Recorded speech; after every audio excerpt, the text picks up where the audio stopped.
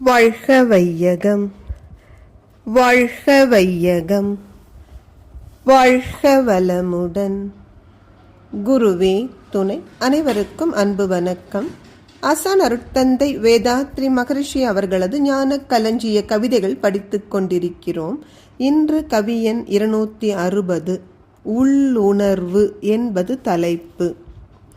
உயிரினங்கள் அனைத்துக்கும் தோற்ற மூலம் இறைநிலைதான். ஒவ்வொரு இனமும் இயற்கை நியதிப்படி வாழ்தல் உண்மை. உயிரினங்கள் அனைத்துக்கும் பிறந்து வாழ உள்ளது ஓர் உலகமேதான், வேறு இல்லை. ஒவ்வொரு மனிதனுக்கும் உயிரினம் போல் உலகம் ஒன்றே. உயிர் வாழ் மனிதருக்கு உள்ள தேவை, திறமை, அமைப்பு ஒன்றே. உயிரினங்கள் அனைத்திற்கும் ஜாதி உண்டு எனில் ஆண் பெண் இரண்டே ஆகும்.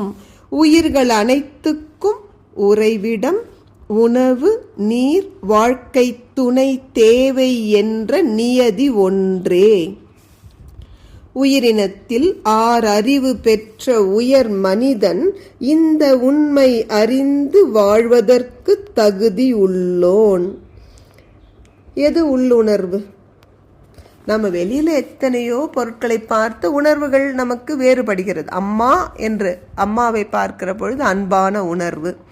ஒருத்தர் நமக்கு ஏதோ கெடுதல் செய்தார், அவரை நினைக்கும் பொழுதே நமக்கு வெறுப்பு உணர்வு. ஆனால் இதெல்லாம் வெளியில். அருட்தந்தை சொல்றாங்க, எது உள்ளுணர்வு? 6வது அறிவை கொண்டு யோசித்தால் இந்த உலகில் வாழ்கின்ற அனைத்து ஜீவராசிகளுக்கும், மனிதர்கள் மட்டுமல்ல, ஓரறிவு தாவரம் முதல் 6 அறிவு மனிதன் வரை அனைவருக்கும் தோற்ற மூலம் என்பது இறைநிலைதான். என்னதான் இறைநிலையை மூலமாக கொண்டு பிறந்தாலும் அந்தந்த இனத்திற்கு ஏற்ப ஒரு இயற்கை நியதி, அதன்படிதான் வாழ முடிகிறது. அனைத்து உயிர்களுக்கும் வாழ்வதற்கு உள்ள இடம் ஒரே ஒரு உலகம்தான், மனிதன் உட்பட. இதில் மனிதர்களுக்கு தேவை, திறமை எல்லாம் ஒண்ணுதான். மனிதர்கள் மட்டுமல்ல, அனைத்து உயிரினங்களுக்கும் பார்த்தீங்கன்னா ஆண் பெண் என்ற 2 ஜாதி தான். மனிதர்கள் தான் அறியாமையால் பல்வேறு ஜாதிகளை கற்பித்து கொண்டு துன்பப்படுகிறோம்.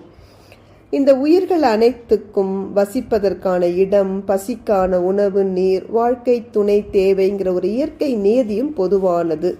இந்த உண்மைகளை எல்லாம் 6 அறிவு பெற்ற மனிதன்தான் உணர்ந்து, உள்ளுணர்வாக சிந்தித்து உணர்ந்து அனைத்து உயிர்களிடத்தும் அன்பும் கருணையுமாக வாழ வேண்டும். நன்றி. வாழ்க வளமுடன்.